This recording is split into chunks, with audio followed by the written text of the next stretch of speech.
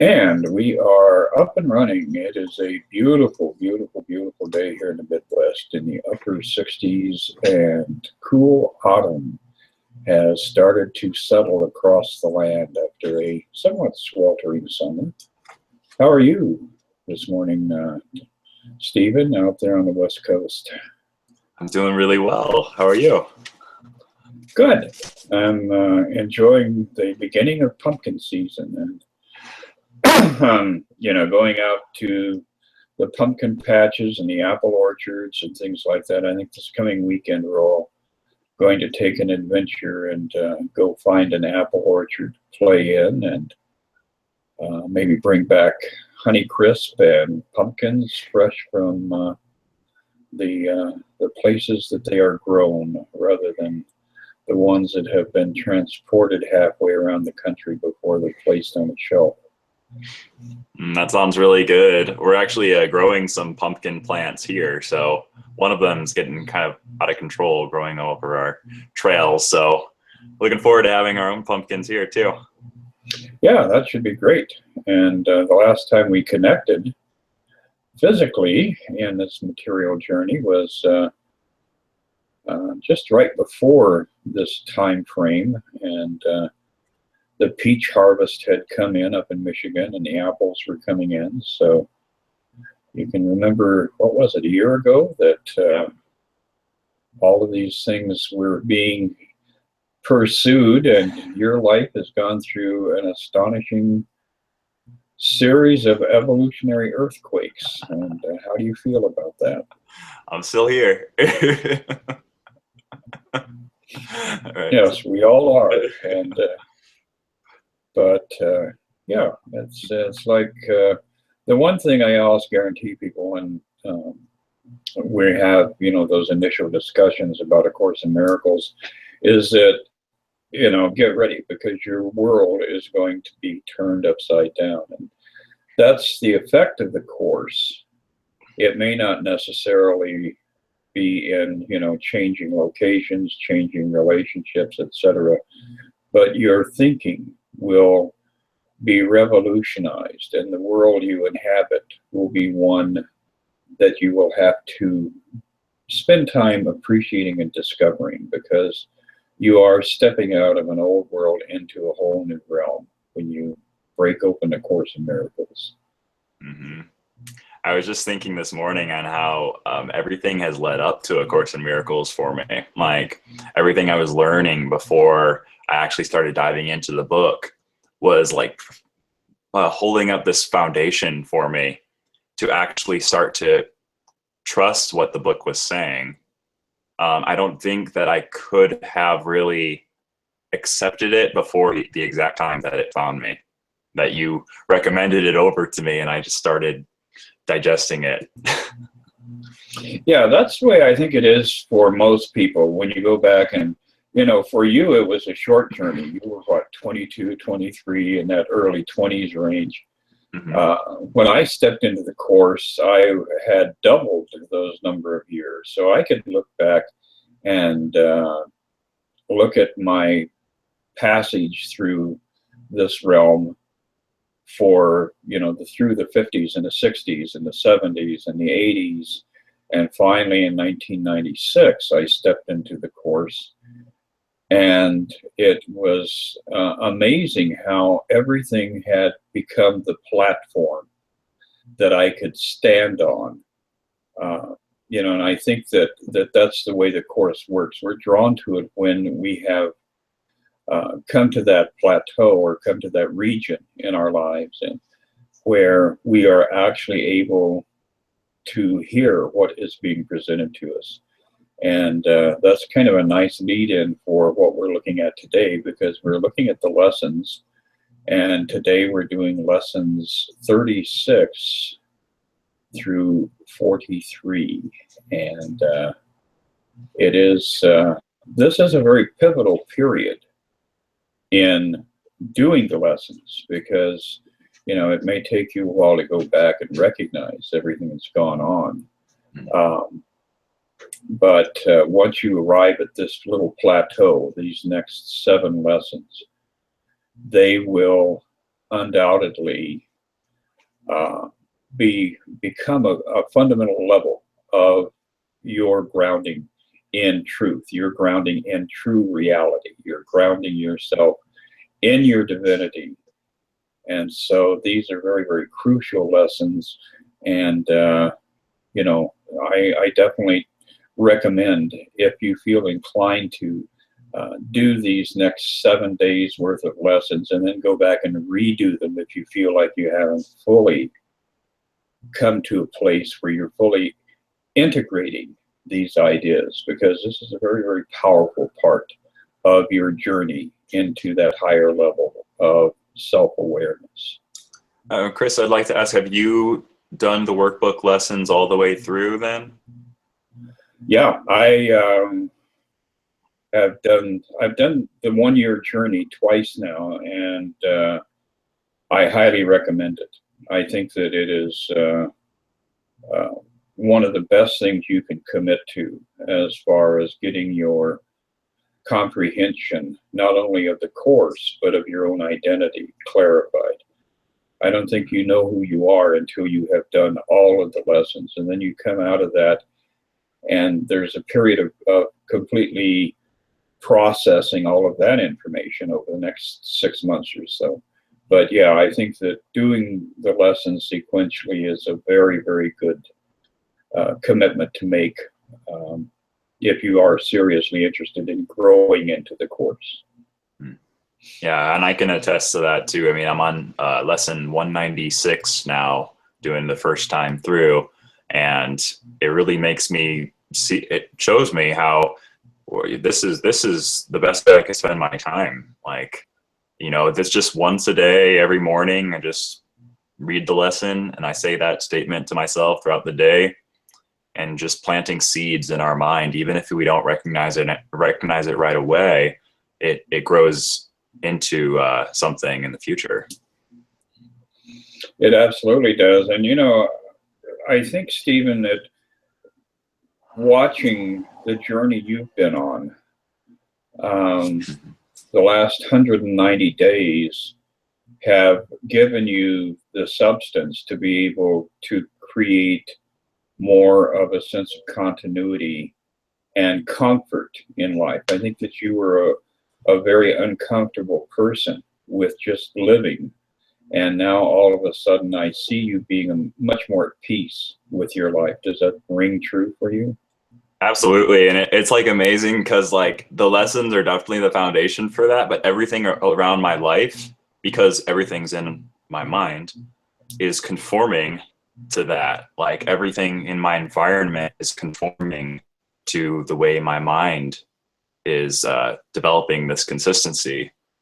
And it's like actually something like I still open A Course in Miracles to the lesson and I look at it and I'm like, you know, sometimes I'm like, I still feel that twinge, that ego twinge of like, oh, I have to read the lesson today, you know, like, but I just kind of make myself do it because I actually do want to. And then I find that I'm grateful I did. So it's just something I repeat it to myself throughout the day. It's not something I like put pressure on myself to do or like I'm forcing myself. It's just do it naturally, you know? Yeah, it should be an organic kind of process. And anytime that you also have opportunity to have dialogue with other people around, you know, ideas around the course, as we are doing here and as I do with, you know, other people and other video streams, etc. There definitely are multiple occasions for that half hour before you're actually starting to do the dialogue that you've got scheduled. You'll feel that pushing back, that resistance, because the ego definitely is not happy whenever 2 or 3 or 4 of us get together and share these ideas, because that's, you know, that's undermining the foundation of the ego. Unity, any kind of union, anytime you're bringing people together and having some, you know, communication about the Course in Miracles or about God. I mean, you don't have to limit it to the Course. If 2 or 3 or 4 people are hanging out together, it's like Jesus said, when 2 or more are gathered in my name, then there is a synastry, there is a union that occurs, and the ego is pushed back and set aside. Absolutely. I totally resonate with that. So do you want to start going into these lessons, starting with 36? Yes, and hopefully my communication device won't continue ringing here. Maybe they're feeling our vibes and they want to come over. Yeah, well, it's one of my kids here. So, okay. And yeah, he's got great adventures going on in his cosmos. Anyway, yeah, we're on lesson 36. So go ahead and give it a spin. Let's see where we're at with this. Okay, so lesson 36 says, "My holiness envelops everything I see." Let me just read the first paragraph here. Today's idea extends the idea for yesterday from the perceiver to the perceived. You are holy because your mind is part of God's, and because you are holy, your sight must be holy as well. Sinless means without sin. You cannot be without sin a little. You are sinless or not. If your mind is part of God's, you must be sinless, or a part of his mind would be sinful. Your sight is related to his holiness, not to your ego, and therefore not to your body. So, there's an absolute kind of thing there. It's like you're either, I love how the Course in Miracles is like this. It's like there's no like degrees to your holiness. You're just holy. That is exactly, absolutely accurate, because, one of the things that passage that we're starting off with now is causing us to either consciously or unconsciously do is to disengage from the ego. And now we can't just thrust ourselves loose from the ego. It's like jumping out of a spaceship into, the blackness of interstellar space. So that's not going to happen. So how do we make this happen? How do we step out of this ego? Well, first thing we have to do is understand what the ego is. And it's not like your ego and my ego and his ego and her ego. The ego is one body, just as the truth of who we are, the Christ, the Holy Child of God, is one body. So there is the ego as one body with all of its machinations manifesting itself in infinite fashion and form, giving us all of these hallucinations that are causing us to attack ourselves. So in this kind of a weird cosmic turnover, the way that we are disengaging from the ego, the way we are stepping away from this personal sense of self, is to attach ourselves or to allow ourselves to merge with the most benign ego that has ever existed on the planet. So when we are in that journey to awakening, that's why throughout all of the dialogue that Jesus had with his apostles here in the Course and yada, yada, yada, he's saying, join with me. Well, the ego that Jesus had perfected was the most benign, the most non-violent, the less aggressive, or the least aggressive interpretation of self that has happened on this planet. We have had plateaus that were reached by Siddhartha becoming the Buddha. Jesus became the Christ. In more recent times, what happened was Paramahansa Yogananda came from India with this vision of integrating Eastern and Western philosophies. And in his journey, he embraced Jesus. He embraced Jesus's ego of identity in the material world in order to access that Christ consciousness. So basically what we're doing here, and what these lessons are helping us recognize, is that by aspiring to becoming the Christ in that journey to or that aspiration to become our perfect true self, if we can get less and less attached to our own identity, when we get up in the morning, oh, I'm Joe Blow and I'm going to do this and I'm going to do that, yada, yada, yada. And then we're off and running and we're distracted and we're out of the loop. And the next thing you know, we're derailed for the next 24 hours. So if we can make that contact and say, okay, I'm going to surrender little idiot that goes out and creates chaos to Jesus. I'm going to be Jesus as much as I can throughout this day. That's how we're stepping into our perfection. That's how we are able to step into the truth of our own identity, is by becoming the least aggressive, the least abusive, the least judgmental ego that has ever walked on the earth. So that's what these lessons are about. And, you know, this is a kind of a rant here. I apologize, but this is something that I'm very enthusiastic about, because this is the core of the journey for us. Okay, that just throws the curveball for me, because the course describes so many times on how there's either the spirit or the ego, and how awful the ego is, basically how murderous it is, and, you know, destructive, and how the spirit is at peace. And so you're saying there's an intermediary kind of step for the ego of, you're saying perfecting the ego is sort of like a stepping stone, sort of like the happy dream on the way to awakening. Right. Okay. And in reality, you're not perfecting the ego. That was already done on your behalf by this man named Jesus.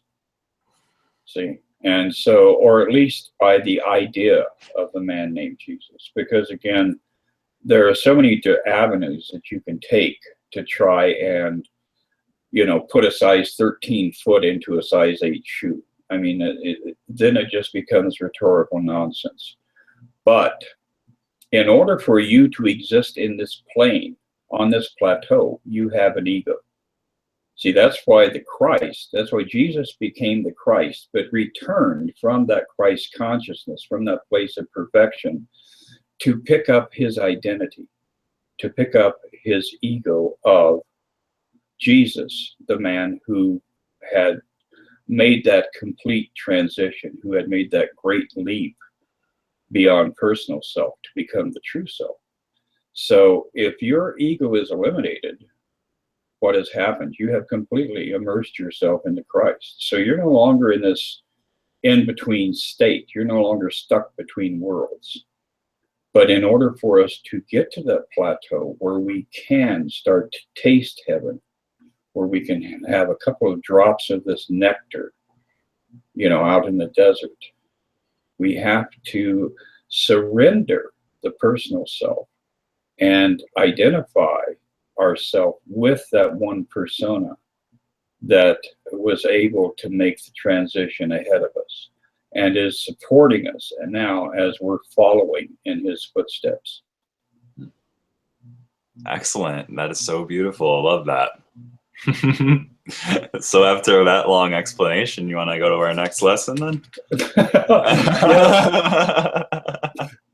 Is a subtle way of saying, okay, you blabbed now, so let's finish things off here. No, I love to hear you blab. That's excellent. It's beautiful. It was a lot for lesson 36. I really feel like I'm grasping it better now. Good. Wonderful. Absolutely wonderful. No, please feel free to continue on like that. I want the full self to shine through these. Well, number 37 is nice because this gets us away from imagining that we do not have a sense of empowerment in this world. You know, my holiness blesses the world. Wow, that is a profound statement. It says this idea contains the first glimmerings of your true function in the world, or why you are here. Your purpose is to see the world through your own holiness. There we go back to Jesus, to see the world through the eyes of Jesus. Thus are you and the world blessed together. No one loses, nothing is taken away from anyone. Everyone gains through your holy vision. It signifies the end of sacrifice because it offers everyone his full due. And he is entitled to everything because it is his birthright as the Son of God. Wow. So the things that we are capable of doing are so profound, and our little egos are always pulling us down to smallness. And, you know, that's the thrilling part of A Course in Miracles, is it's telling us, wow, you've got the power in your possession. It is part of you. It is integrated. It is created when you were created. And that is an astonishing and very uplifting idea that is presented to us. Yeah, like bringing us back to what you were talking about before, you know how Jesus is called the innocent lamb, or the gentle lamb, right? The sinless lamb. The one thing, though, that's different about what the Course in Miracles is saying and the Bible is that there's no sacrifice, that he didn't come to be sacrificed. And that's what he's saying here. It signifies the end of sacrifice because it offers everyone his full due. Whereas the Bible goes on about, you know, sacrificing and the bloodletting and all that kind of stuff in order to save us from our sins. Jesus is saying that we never sin. There's no such thing as sin at all, right? So exactly, we're just having a bad dream, right? I mean, if you walk into the room of one of the kids there when they're sleeping, and you can see them struggling in their sleep, they're having a nightmare. You want to gently bring them up to consciousness. You want to gently awaken them. And then you can have dialogue with them about how it wasn't real. None of this was real. See, and that's what God is trying to do on our behalf. It's that same journey where you're explaining to the child that you love that whatever hideous thing was going on when they were asleep and having a dream was not real. And that's the core of Course in Miracles. Mm. Yeah, and that we're the source of it as well, too, right? And so how could we fear something that we're causing? Right. We're our own worst tormentors. Yeah, absolutely. My holiness blesses the world. Beautiful. Okay. Next lesson? Yes. Okay. Lesson 38 says, there is nothing my holiness cannot do. I'm going to go to the second paragraph for this one. I like this one. Now, your holiness then can remove all pain, can end all sorrow, and can solve all problems. It can do so in connection with yourself and with anyone else. It is equal in its power to help anyone, because it is equal in its power to save anyone. If you are holy, so is everything God created. You are holy because all things he created are holy, and all things he created are holy because you are. I feel like we're doing a simple math proof here. Like, just sort of like, God's holy, he created you, so you are too. Right. That is giving God credit for, where credit is due. Because in most religious and even in a lot of spiritual disciplines, we diminish God by saying, oh, God created man, but man screwed up. And that really is not the case. God created man, man had a bad dream, but that does not mean that God's creation was ever flawed. That's really the core, once again, of these images that are being shared with us, is the fact that we are perfect. And we're just not accepting that. We're not willing to be forgiving enough of everyone around us. Because, this is not a personal journey, even though we try to make it a personal journey.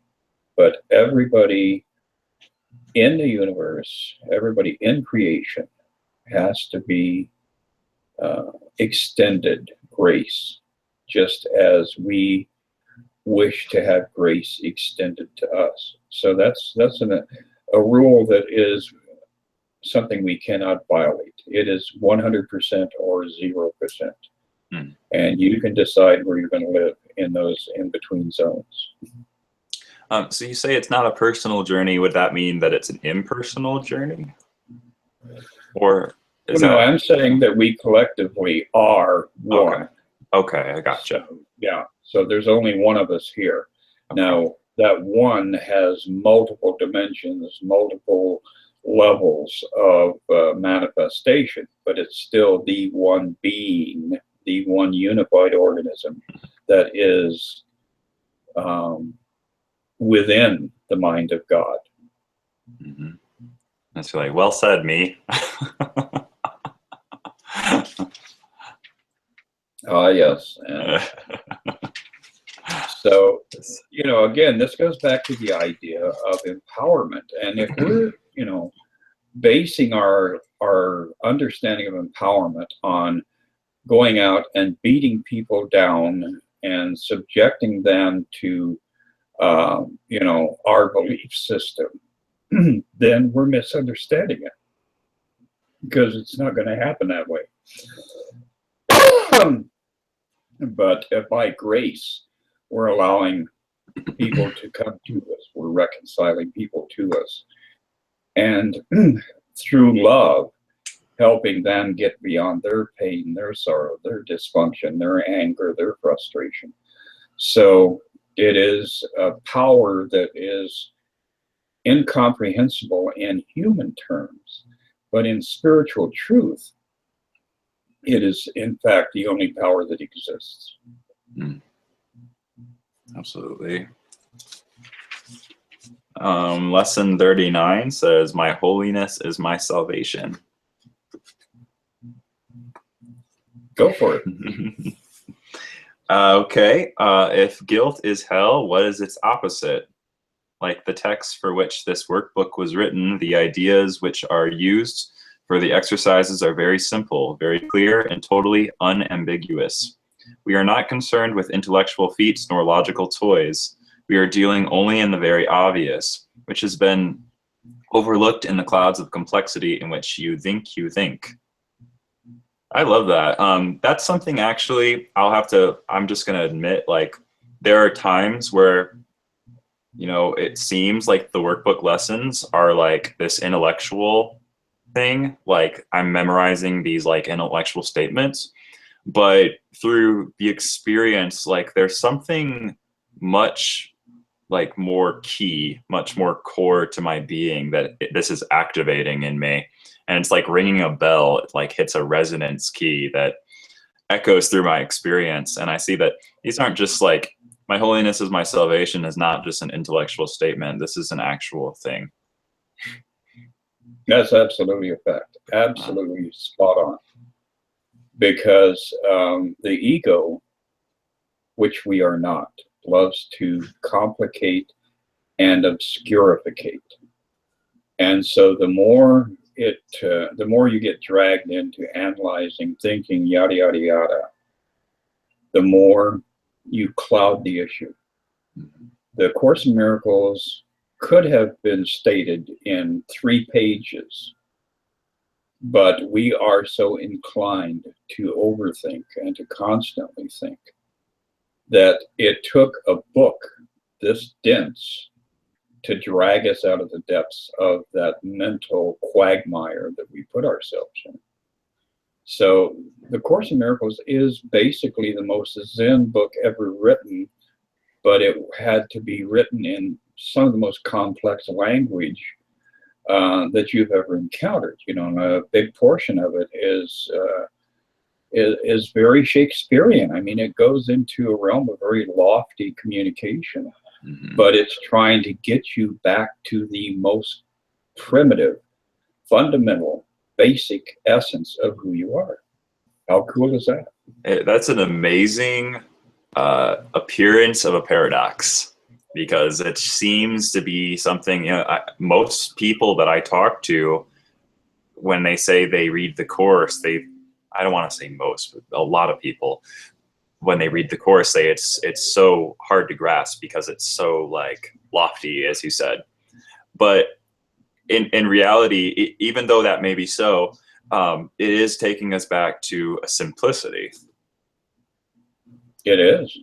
So, And that was the beauty of what Jesus taught. Jesus was not a real wordy person. You know, if you look at some of his most profound statements, like the Beatitudes, they are very, you know, cut and dried. They're very much to the point. And I think that any truly profound spiritual master is going to be leading his students or her students to that region where the mind is quieted, the mind is stilled, and then reality can start to wash up on the shores of your own existence. So that's the beauty of the way the Course works, and the beauty of the way that Jesus presented these ideas to humankind, was that fundamentally it's not hard. It's your resistance to these ideas that make it a struggle. But the ideas themselves are so brain dead, stupid simple that a 6-year-old will get it, whereas a 30-year-old is going to resist it for 15 years and reread the book 50 times, trying to wade out of that area that the Italians call dialectica rhetorica, which is just, you know, babble, just babble. And that's what we're guilty of over and over again, is just babbling. yeah, it seems like we have that collective ego that poses as culture, you know, and that more time we spend in culture, the harder it is to get out to. It seems to be. And pop culture, you know, never gets up quite to our ankles, and yet we're always wading around it. Yeah. Yeah, it's starting to remind me of like Terrence McKenna when he said like culture is not your friend. Sadly true, yes. It's actually mental constipation, and people just haven't figured that out. So lesson 40 says, I am blessed as a son of God. And this is a beautiful thought. Yeah, today we will begin to assert some of the happy things to which you are entitled, being what you are. No long practice periods are required today, but very frequent short ones are necessary. And I think this is something that we can all use whenever you're having a rough day. You know, one of the most Zen statements in the Course that we're given to repeat to ourselves is, I am as God created me. But this one, I think, parallels that. It's, I am blessed as a son of God. When you can get back into that thought pattern, then whatever may be showing up as disasters in your life will be turned around. You will be able to confront whatever it is that comes your way and to transcend it. And all you have to do is just affirm that idea that I am blessed as a son of God. So no matter what shows up on my doorstep, it's going to turn into a blessing for me. Absolutely. Yeah. And I love it. It says, you know, like some examples here. I am blessed as a son of God. I am happy, peaceful, loving, and contented. You know, I am blessed as a son of God. I am calm, quiet, assured, and confident. So just simple ways to remind ourselves of who we actually are. Exactly.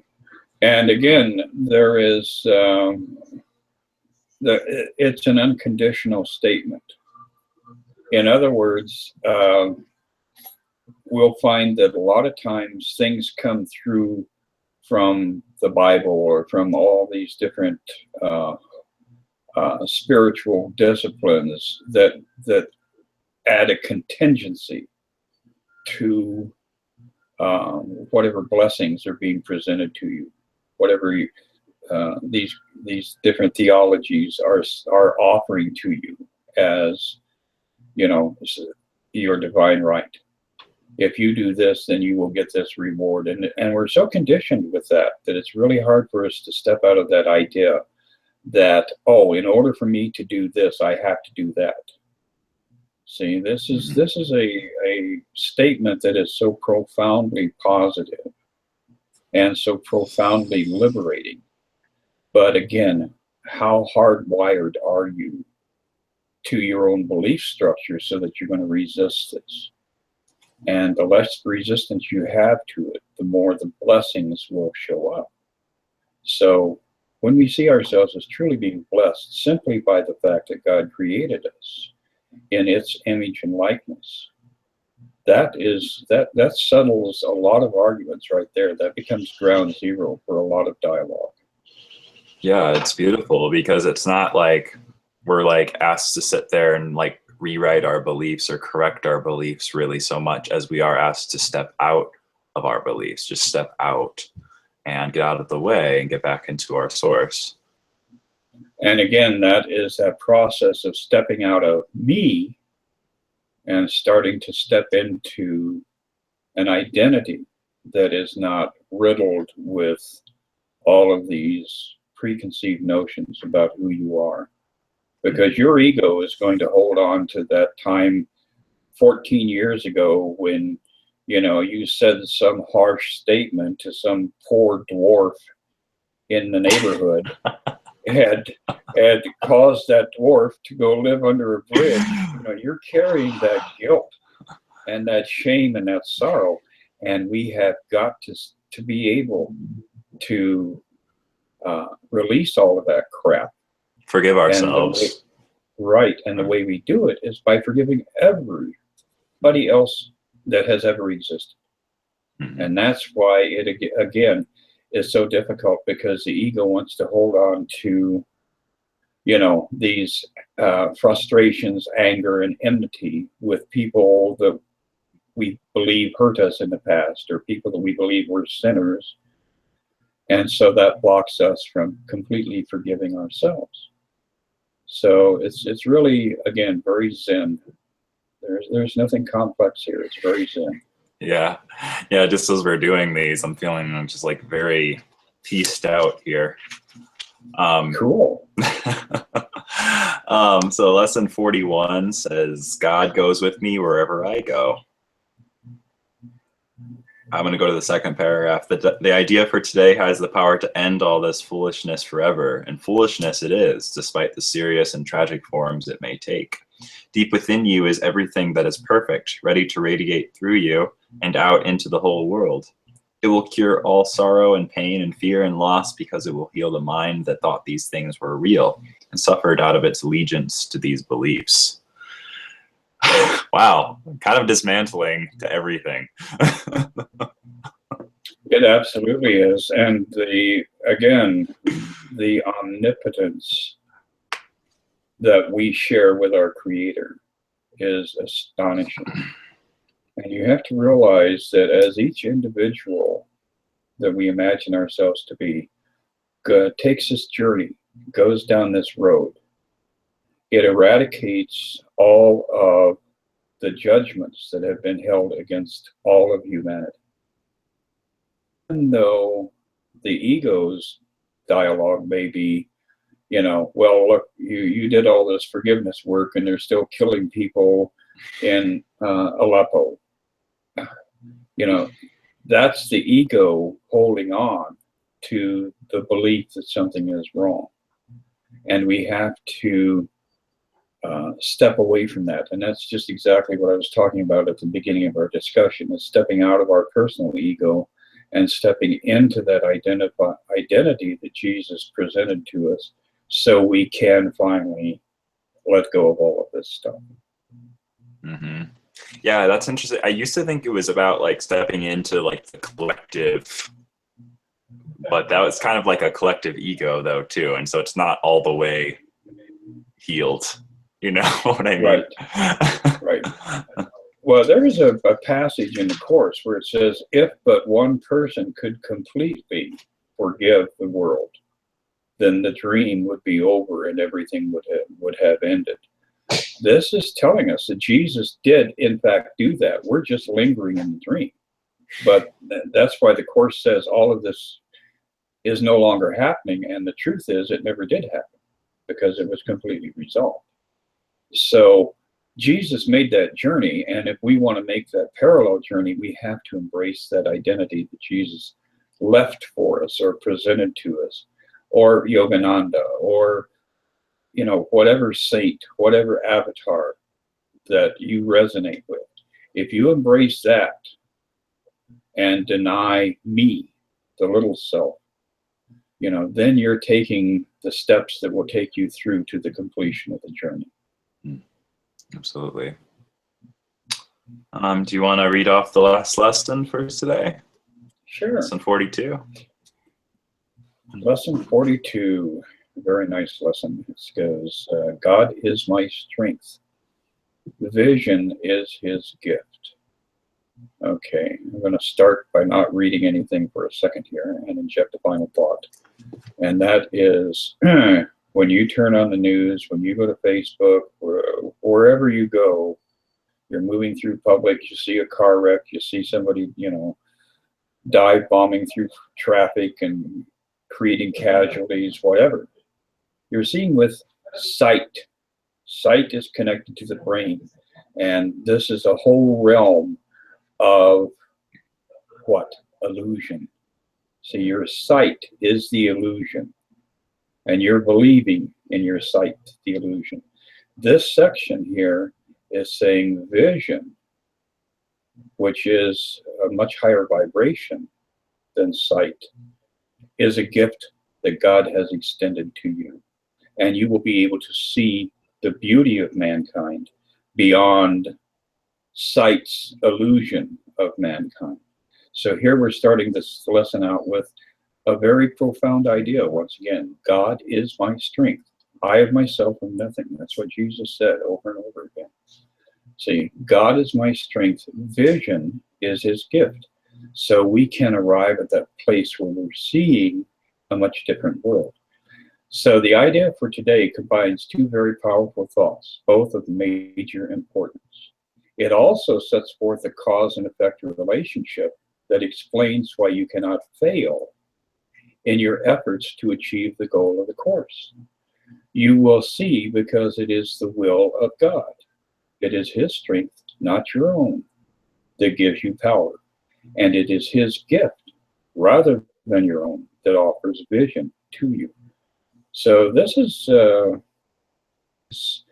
region to arrive at to kind of wind up today's discussion, because of how empowering this is for each and every individual that comes along and listens to this dialogue, who picks up the course, or who, just in meditation. I mean, these things you don't have to read about. You can just be sitting in the woods or on the ocean shore and have insights of this level appear to you, because it's happened to millions of people over the span of time. But again, it is the absoluteness of God that we are addressing, and that we are understanding, and that we are embracing, that causes us to be able to use these tools to grow into that next level of our awakening. Mm-hmm. Yeah, and we can have trust in knowing that it's been done before, so we should be able to do it. Absolutely. Well, do you have yeah, go ahead. Go ahead. It's just really beautiful, really great. I think we skipped those last 2 weeks, but it felt good to just take that maybe little break to recollect, and just felt really good going over these this week. It did, and we've got a lot of change in the air. I think a lot of people are sensing that the dream has become so terrifying, so frightening out there, just with American politics alone, much less all the other chaos, that a lot of people are starting to say there's got to be something else. I mean, this bullshit just isn't real. And so I think we are feeling that breaking loose, where human consciousness is going to say, I'm mad as hell and I'm not going to take it anymore. We're going to start to collectively step forward again And that always shakes things up. That always, rattles everybody's cage. But we're on the threshold of some good things coming, I do believe. Yeah, I'm very optimistic too about like what's going forward. I mean, there are always, you always have that other flip side of the coin where people say like, oh, there's going to be a cataclysmic disaster, you know, and they like to use like politics or whatever reasoning, but I see the good happening. It's right here. Well, Stephen, we'll have another brief passage of time and then reconvene in a week. All right, 7 days to meditate on that and go into the next 7 lessons. Sounds good.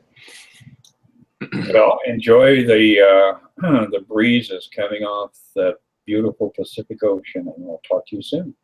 Will do. Take it easy, Chris. Okay, bye. Bye.